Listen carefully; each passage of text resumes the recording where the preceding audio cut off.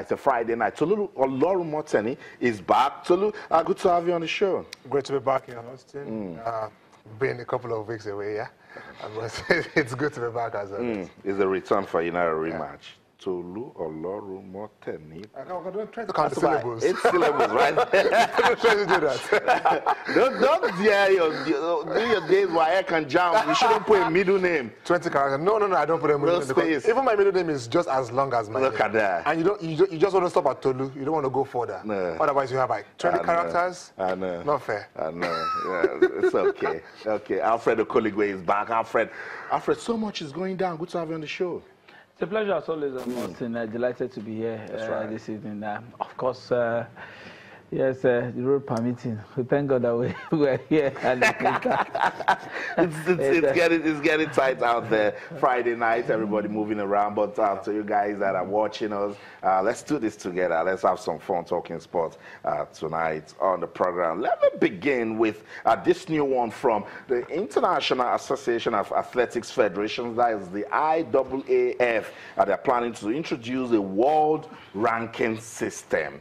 The IAAF, they want to introduce a world ranking system next year. So it's coming up next year as part of efforts to shape its current calendar. The rankings will be a points-based system in which athletes collect points across different levels of meets throughout the season to determine qualification for premier competitions such as the Olympics and the World Championships. Wow, I'm scared, I'm worried. Serious business right there. It is hoped that the introduction of the rankings will bring some focus to the Diamond League, where currently leading athletes often do not compete against each other. The point system will be finalized in the first quarter of 2018. Tolu, you are nearby. Let's talk about this one. Particularly this part that says the rankings will be a points-based system in which athletes collect points across different levels of meets throughout the season. Now, it will determine qualification for premier competitions such as the Olympics and the World Championships. And let's just say we don't have athletes that are competing and gathering those points. What happens to us? It means we don't partake in it. Oh, sure. It's a simple truth. So it equally means that we need to partake in Diamond. Yeah. Athletes can no longer boycott events just like that. You need to be a part of it. Apart from the fact that it brings a lot more competition into the Diamond Leagues, and it equally means that the IAAF can make some money off it, because it means that the top names in athletics will be there to participate, which means a lot can go into marketing, knowing that the top stars will be here. Right. Now, after a mountain, I wait to see how they will go about it, because it has to be, maybe I'm trying to imagine it being like the way it works in tennis, where you amass the number of points, and at some point you just know that no one can reach the number of points you have reached, and then you can ease off from some events and choose not to be a part of it.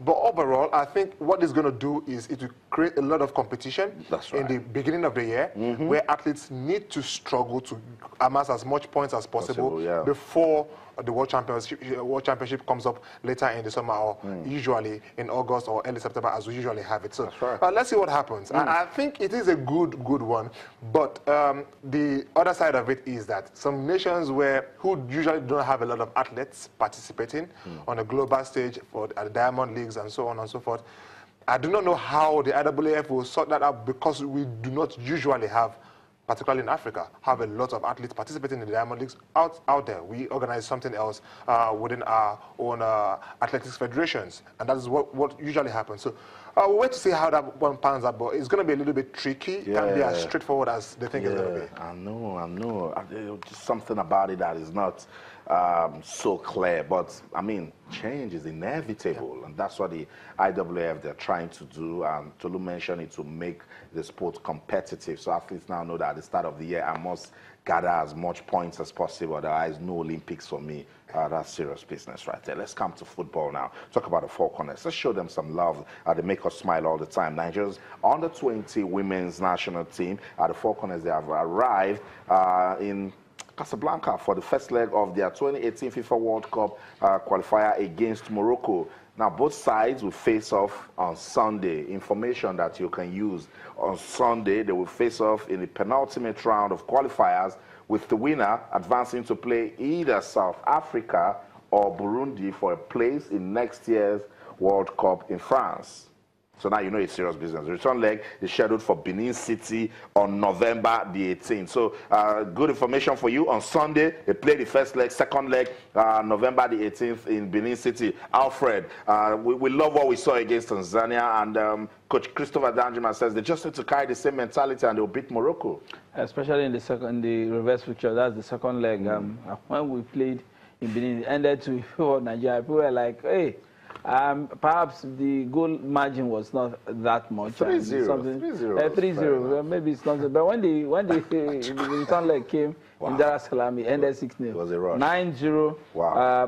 On aggregate. The Moroccans, yes, when it comes to the powerhouse in African women's football, you can't rank Morocco in the same bracket as the South Africans, the Ghanaians, the Equatorial Guineans, and the rest. These are the really A-cast when it comes to women's football. But you know that we know that in football, once you have a plan on ground and you follow you through, chances are that you get a team that will be good enough to go out there. So we cannot just relax. You know that when it comes to really funding for football on the continent, Morocco is just ahead of any other country. Now they are hosting the CHAN, as it were. They have a partnership with so many countries, including Nigeria, where they take our teams, come to Morocco to play their teams and all of that. So to that extent, you know that they have something they are working on. But I think the girls, the pedigree that they have, of course the experience that they have, will just see them, perhaps, even not a win in the first leg, something comfortable to bring back to Benin this month to just finish the job and qualify for the World Cup. And don't forget that this is the World Cup is a competition we got to the finals twice. Yes. So when it comes to that level at the world, we are up there. Okay, so the ladies, they understand that this is serious business for them. By the way, that's Rashida Ajibade, captain FC Robo Queens, and she keeps giving her best for the country. Tolu, do you have any worries? Not particularly. I think the girls have already stamped their authority, particularly with the way they annihilated Tanzania in the previous round. 9-0 on aggregate will scare Morocco. However, I thought they had too many chances, particularly in the first leg at home, and they missed quite a number of it, but they still scored 3.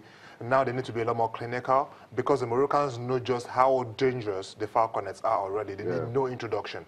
So you cannot, you may not get as much chances as you got in the previous game. So it means that they have to do what they need to do, win the games, or try to be as clinical as possible before they come back home. Otherwise, I really do not have worries about it. As Alfred rightly said, the under-20, the Super Falconets, over the years, we've had a reasonable level of, we've attained this reasonable level of recognition. That was where Asishat Oshoala broke out in 2014, finished as top scorer, equally won the Golden Ball as the best player at the tournament. So, hey.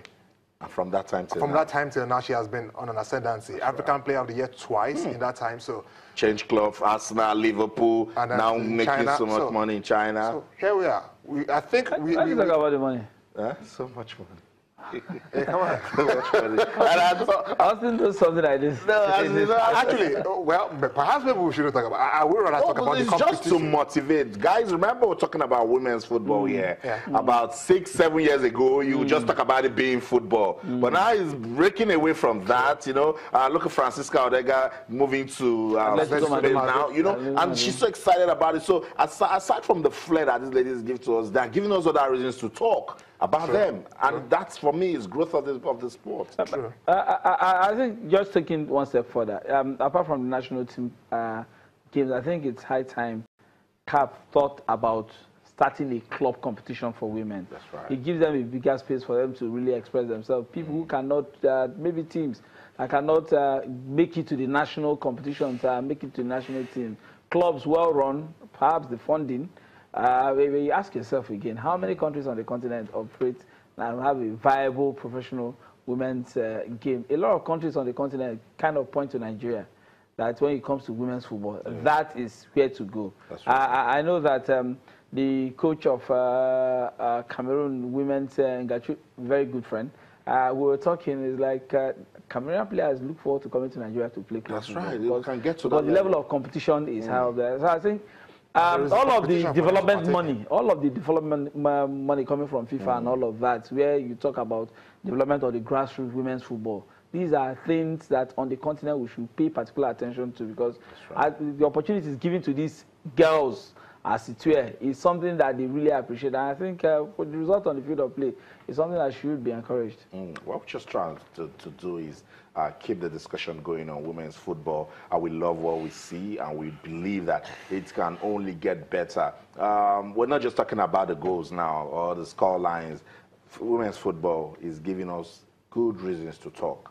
Look at what happened to Nasara Amazons. Okay, the state governor says, come, I will give you girls money. I will pay your sign-on fees. So people now know that it's serious business. Rivers Angels took 10 million from the ITO Cup. We don't talk about this sort of things with women's football, and that for me right there is development. So let's continue to support the ladies. The Four Corners will play on Sunday. Let's wish them all the best. We can't be in Casablanca, but you can just have them in mind. So as you're thinking of the Arsenals, the Chelsea, and Man City, remember that the Four Corners are out there. Sports Tonight on Channels Television. Let's go on this break. When we come back, Gambo Mohammed has joined Plateau United. We'll talk about that one and go into the state of infrastructure development in Nigeria. Don't go anywhere. Stay with us.